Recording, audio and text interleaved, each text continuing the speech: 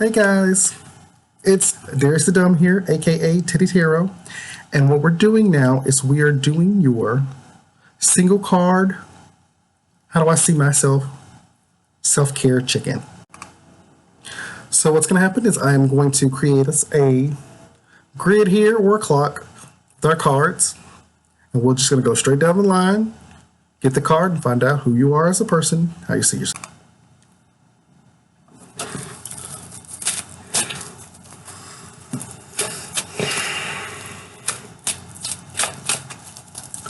My intention that I'm setting is for all 12 signs to get a glimpse into what they need to see about themselves.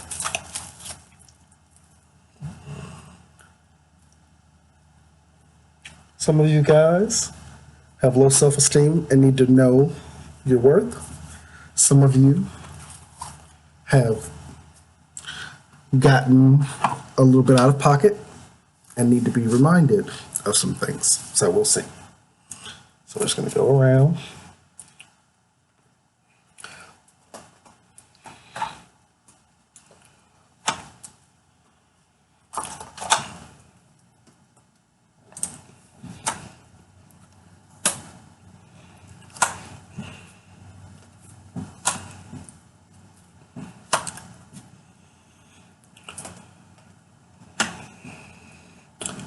And one more. 12. All right. Get those cards out of the way.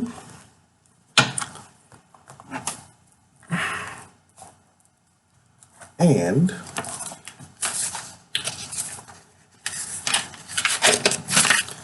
get the notepad so I can make sure that I keep up with the right months.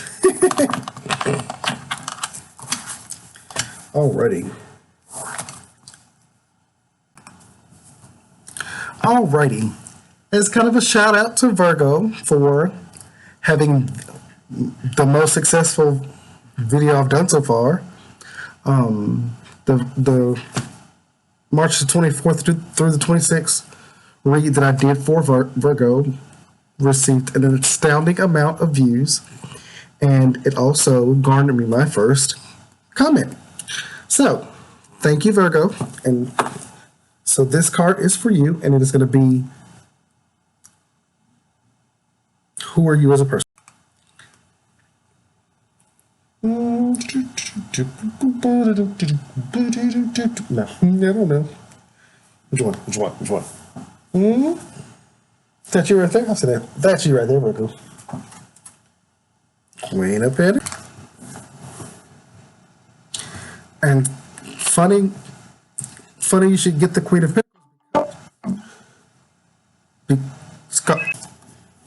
I think it's funny you got the Queen of Pentacles because the Queen of Pentacles embodies self-care.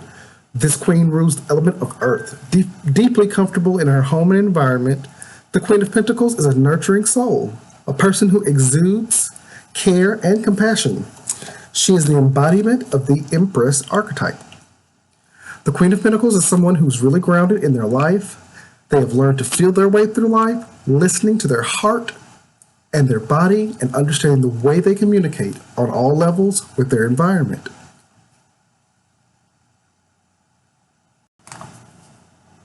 So good for you, Virgo.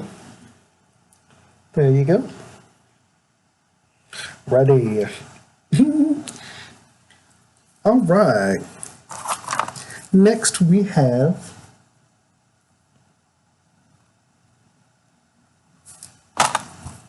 all right, Gemini, it's you. Gemini, what you got? Knight of Wands. All right, Gemini, this knight is all ego. Bold and brash, they storm into the center of things, ready to show the world how great they are.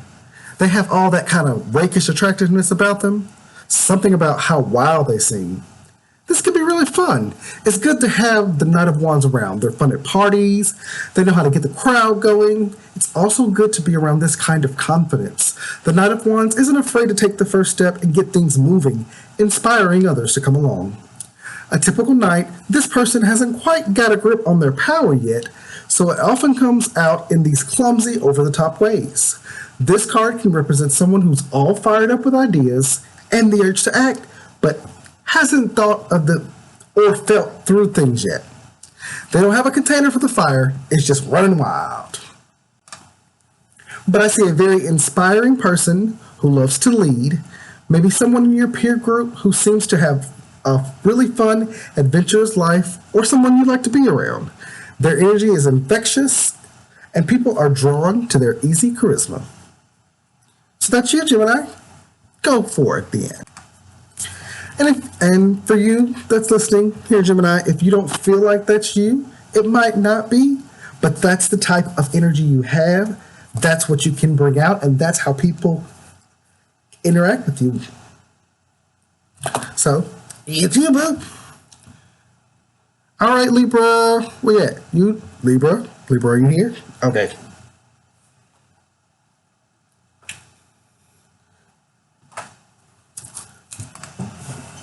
All right, Libra, as a person, being the Ten of Wands, it represents someone who is determined and ambitious and trying too much and too hard.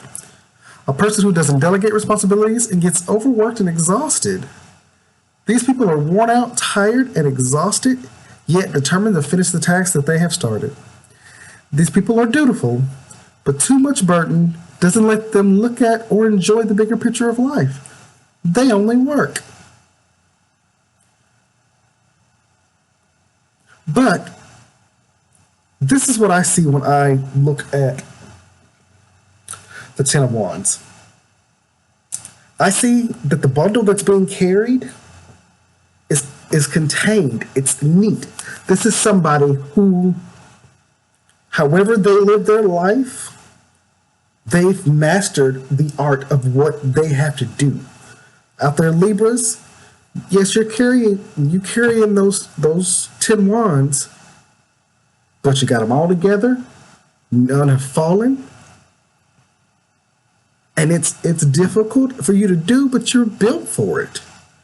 You're built for balance. You're built for structure. So don't let people tell you that you're trying too hard or you're doing too much.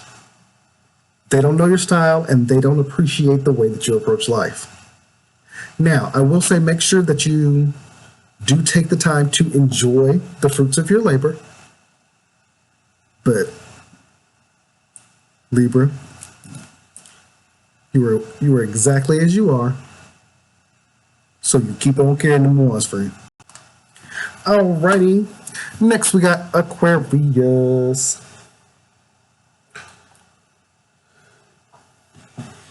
And that comes up as the Three of Cups. Now, as a person, Three of Cups has an affection and fun personality. Because of their style, beauty, and charisma, this person will turn heads wherever they go. They enjoy hosting or being the center of attention at parties, and probably have a large circle of friends and colleagues. They're rarely seen alone, and they're typically accompanied by their entourage. Additionally, they're most likely sleeping when they're not laughing, chatting, or having a good time. They're frequently recognized for their beauty and style, and they draw attention wherever they go, because they are very charismatic and upbeat people who are easy to fall in love with. They are surrounded by abundance and opportunity, and it might be difficult to keep up with them. So, Aquarius, in that Three of Cup energy, that's you. All right, Cancers, where y'all at, Cancers, my fellow Cancerians? Ace of Swords. Now, the Ace of Swords as a person is very clever and full of great ideas, employing the power of the mind to achieve success. As such, Ace of Swords people aren't overtly emotional, overtly emotional. Rather than listen to their hearts, they prefer employing reason and logic to solve the problems in their lives. They are also extremely competitive, often using their clever mind and skill to overpower their opponents. They tend to be risk takers and strive to be the very best in any hobby, career, or interest they choose to pursue. This comes in part from their ability to be idle for long periods of time and tendency to get lost in their thoughts when left with too much time to themselves. Now, even though this card is typically air energy type situation, what we're doing is going into April, we're broadening our horizons. We are seeing new parts of ourselves. We are allowing ourselves to step out of our comfort zone. And so these descriptions may not fit who you were in March, may not fit who you've normally been, but this is an energy that you can get into and you can do it with ease. So, as a Cancerian, I'll take this air energy. Next up, we got our Leos. Oh yeah, Leo, right? Right over here, right? Two of Cups. All right, Leo, going into April in our Two of Cups energy, it's a person who's warm, loving, and sweet. He or she is keen on building and maintaining strong, long-term relationships. Often, this means the person will marry young and or remain in a devoted relationship. Nurturing relationships are at the core of their belief system, thus making Two of Cups great friends, children, siblings, and lovers. They are often natural healers due to their ability to listen to their partners and give great advice in return. Go ahead then, Leo. Happy April. Alrighty. Aries, I hear you. You're next. Six of Cups. Okay. Aries, coming into your birthday month and stuff, you feeling yourself? The Six of Cups as a person indicates someone who's very sensual, who must learn to respect their own and other people's boundaries. Six of Cups tarot card people have a love for pleasure and sensual excess with a roller coaster response to the highs and lows of their own emotions. They have a tendency to be stuck in the nostalgia of the past, and they often have a childlike nature. They often have developed deep-rooted issues that need to be addressed. Six of Cup people escape dealing with their emotions by seeking pleasures and excess sensual experiences. They tend to live too much on the physical plane and need to have a look at why they get so stuck in their past. They seem like the happiest people on the planet, but they're often in tears behind their smile. Six of Cup people are often the kindest people you'll ever meet. That sounds good for you, Aries. Going into April, let's embrace this. See how it feels. I will say, based just playing with this little experiment, our two fire signs so far, Leo and Aries, both came out as water. So, so it's pretty cool. I think that's pretty neat. And while we're at it, we might as well go ahead and get the last fire. Come on. Come on. That would be you, Sagittarius, I believe. Oh, Sagittarius, the High Priestess. All right.